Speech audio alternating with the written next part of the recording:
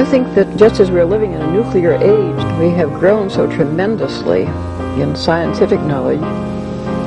It doesn't seem too much to say that men can begin to awaken to the fact that they haven't grown enough spiritually and haven't recognized their spiritual capacities.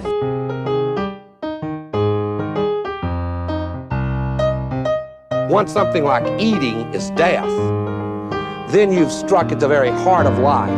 The enemy of the older radical theories may have been the ruling class, but today the stakes of whether we will reform ourselves into a new kind of human being, a new kind of society, whether we will find selves worth being, the stakes of it are simply life itself.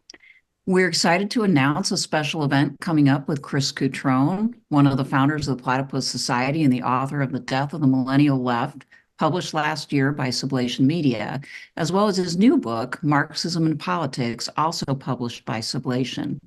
Chris will be with us live on Monday, April 22nd at 7 p.m. U.S. Central Time for a talk and a Q&A on the 1848 revolutions, their impact on Marx, and their significance for our times. You can find links to our Eventbrite page and the Maurin Academy Patreon in the links below. Either avenue will get you into the live event at which you can pepper Chris with questions. So I thought it would be a good idea to have you on briefly to give people an idea of what this event will be about. So can you tell us just a bit about what you'll be talking about and why it's important for people to know about the 1848 revolutions? Right. So definitely the revolutions of 1848, they were known as the Spring of the Nations. That's where we get that phrase, the Arab Spring, from, are kind of obscure history to Americans because we didn't have anything really comparable to that. We had the Mexican-American War, and our crisis came later with the Civil War. But even in Europe, where these revolutions took place, in France and Germany, it's still obscure history for people. So it tends to be forgotten history, and yet was a kind of formative moment for Marxism and for the modern socialist movement. And so, yeah, I mean, that's where the topic comes from. And that's where its importance in terms of the way I understand modern capitalism and the politics of modern capitalism. A lot of not only Marx and other socialists, but generally speaking, people in the 19th century did think that these were significant events that told us a lot about the modern world. Mm-hmm. Yeah. If you had to tell somebody who isn't a, I guess Spencer would call him a Marx bro or whatever, somebody who's not super into Marx, why knowing about these revolutions are still important, what would you say to that? That in certain key respects, it's the birth of the modern state and modern politics.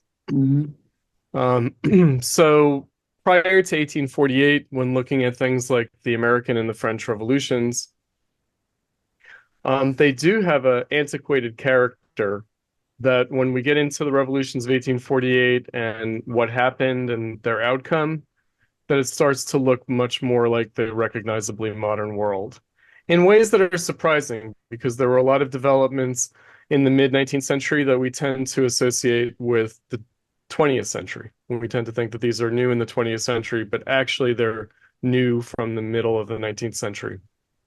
Mm. Right. The welfare state, for example, we tend to think of as like a 1930s Great Depression era phenomenon. No, actually, it has its birth in 1848. Modern political parties so have a complex history, but modern political parties definitely have a formative moment around 1848. So there were political parties before that, but they, again, look somewhat different. The political parties that we're used to really are a phenomenon of the middle of the 19th century. And especially around 1848, the role of political parties and mass politics, which again, we might think of like the American and French revolutions being mass political in character, but actually in a way that still is a little bit distant from us, a little bit foreign from our reality today, in a way that the 1848 revolutions and their aftermath is the birth of mass politics that's more recognizable in And our then terms. you've got the development of the Industrial Revolution is in full flower at that point. And so you've Yes. got people reacting to that, right? That's right. So, I mean, from a Marxist perspective, although also in a broader, perspective, um, the results of the Industrial Revolution are really most clearly demonstrated in the crisis of the 1840s, what leads up to the revolutions of 1848, but also the contours of the political events of 1848. And so, a kind of more modern, proletarianized society. Again, the effect in the political realm is that you have the presence of a kind of mass political force in the modern working class Mm-hmm.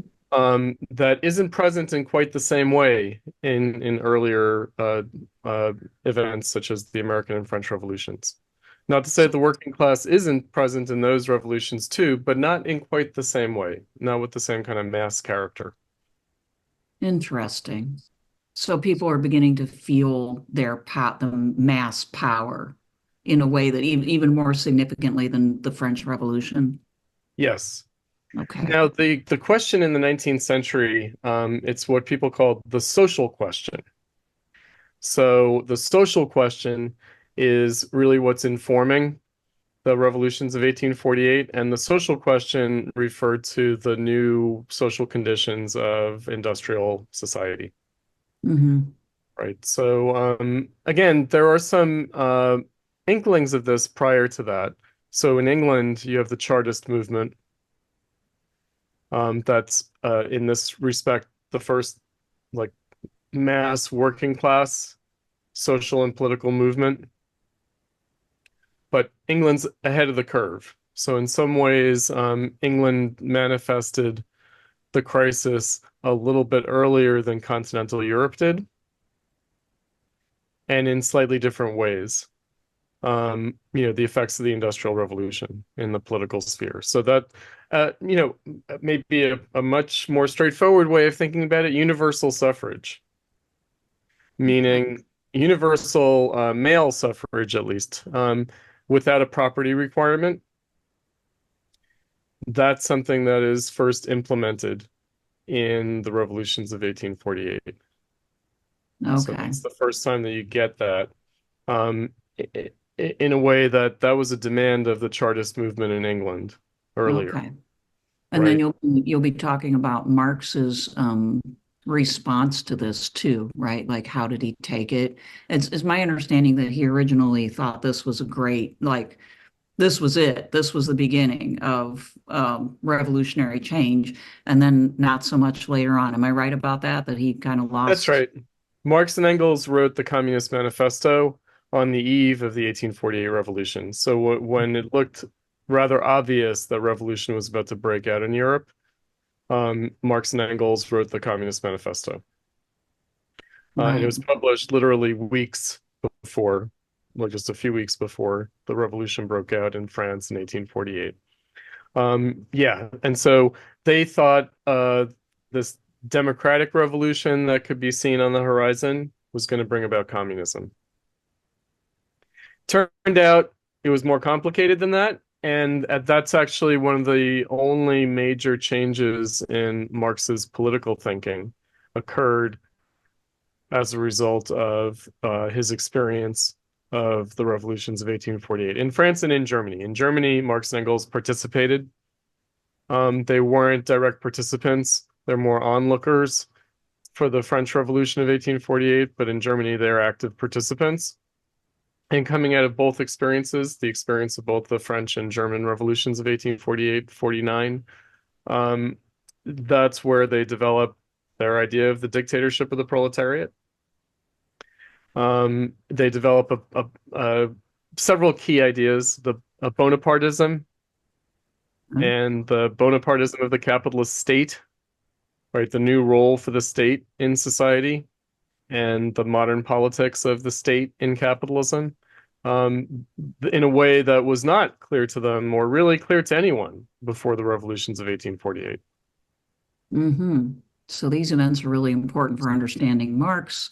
And also, I think, like your comments point out, when people just focus on the manifesto, they're getting kind of a distorted view. And I don't even know why people do that, but that is a thing that I've They certainly get a kind of noticed. general view. They get a general view, and Yeah. you know, the manifesto is great. The manifesto is good. It paints a picture of history and society. It doesn't give us a detailed view of politics. And it's really Marx's writings around the revolutions of 1848 that crystallize his political perspective and kind of give us classic articulations of Marx's politics. Cool. Yeah, this is going to be really interesting. I don't want to give too much away. We want people to come to the talk, to see you live and to be able to ask questions. But is there anything else that you want to say about your talk? Okay, so I was just going to add that in the cultural sphere, a lot of what we associate with literary and artistic modernism also has its birth in 1848. Okay. So figures like Charles Baudelaire, you know, the kind of the sensibility that we associate with modernism really has its formative moment around this time as well, and is really propelled by the events of the time. So I just wanted to say, you know, there are economic things going on, there are political things going on, but there are also cultural things going on. Yeah. And so I'm going to try to paint a you know, broad picture of that. In terms of these books from Sublation Press that you mentioned when introducing me, so last year I published the first of really two companion volumes. So the first is The Death of the Millennial Left, and it's a little bit under 300 pages, and it's a kind of a discussion of the history of the millennial left through the kind of political events that took place in the last, you know, 17 or 18 years. Mhm. The second volume that's just coming out now, Marxism and Politics, it is over 700 pages. Whoa. And it is my more historical and theoretical writings, Okay. um, Mm. rather than my kind of commentary on current events. Hmm. So it's more the sort of deep dive into the history of and theory of Marxism. And so it's a great deal longer, and but also has a, you know, a great deal of substance to it. And it's there that I you know, talk about things like the 1848 revolutions and their impact on the modern world, more generally the socialist movement and Marxism. Oh, that's excellent news. And you know, like you're going to have to give Spencer and I some time to absorb that. We interviewed you about the first book. That was a little bit shorter. So you got to give us some time, but we want to have you back to talk about this one too. And we kind of been waiting for this book for a while. So congratulations on that. I mean, that's a labor of love, 700 pages and, you know, Yes. yeah, wonderful news. So congratulations Hmm. on that. Um, and I'll put a link to Sublation Media so people can check that out. It's pre-order right now, correct? Hmm. Hmm. Wonderful. Okay. Well, thank you so much, Chris. And we're really looking forward to April 22nd, for your talk, and best It'll be wishes. fun. All right. Take care. Thanks.